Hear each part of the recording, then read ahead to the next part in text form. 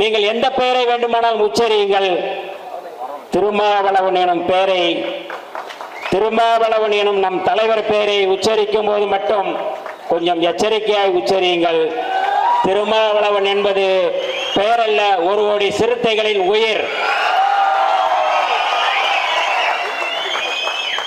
நீங்கள் எந்த கட்சியிலும் இருக்கலாம்.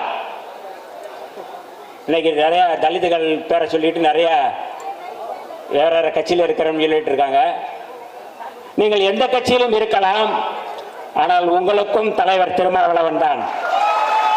ஏனென்றால் நீங்கள் அடிபடும் போதும் மிதிபடும் போதும் அருகில் வந்து உங்களை அரவணைக்கும் தாய் நம்முடைய தலைவர். நீங்கள் எந்த சாதியிலும் பிறக்கலாம், நீங்கள் எந்த சாதியிலும் பிறக்கலாம், அடுத்த சாதியையும் வெறுக்கலாம், அதற்கு குடிப்பெருமையா இருக்கலாம். நினைவில் கொள்ளுங்கள், உங்கள் சமத்துவத்திற்காகவும் போராடி சாதியற்ற தமிழ்நாட்டை படைக்கப் போவது நம்முடைய தலைவர் தான்.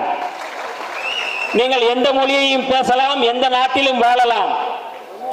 மணிப்பூரோ காஷ்மீரோ, அங்கு சிந்து ரத்தத்தையும் கண்ணீரையும் துடைத்து ஆற்றுப்படுத்தும் கைகள் நம்முடைய தலைவருடைய கைகள். தமிழரின் அன்பு தளபதி வந்தி அரசு தெரியுமா? அமைக்கரை அவர் சாப்பிட்டதில்லை. AK-74 அவர் பார்த்தது இல்ல. புத்தருக்கு சீடன் ஆனந்தன் தானே. தமிழன் தளபதி வன்னி அரசு தானே. தமிழரின் அன்பு தளபதி வந்தி அரசு தெரியுமா? அமைக்கரை அவர் சாப்பிட்டதில்லை. AK-74 அவர் பார்த்தது இல்ல.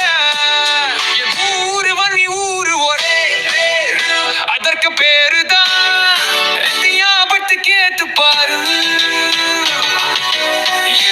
தமிழரின் அன்பு தளபதி வந்தி அரசு தெரியுமா?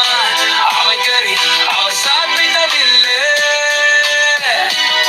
AK-74 அவர் பார்த்தது இல்லை. வன்னி அப்பாவனான் பார்த்தது இல்லை.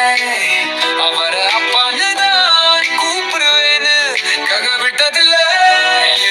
தமிழரின் அன்பு தளபதி வந்தி அரசு தெரியுமா? அமைக்கரை அவர் சாப்பிட்டதில்லை. AK-74 அவர் பார்த்தது இல்லை. கருணீதி ஒரு நாளும் வன்னி கேட்டதில்லை. போராட்டத்தை ஒரு நாளும் வன்னி கேள்விட்டதில்லை. எழுச்சி தமிழரின் அன்பு தளபதி வன்னி அரசு தெரியுமா? அமைக்கரை அவர் சாப்பிட்டதில்லை.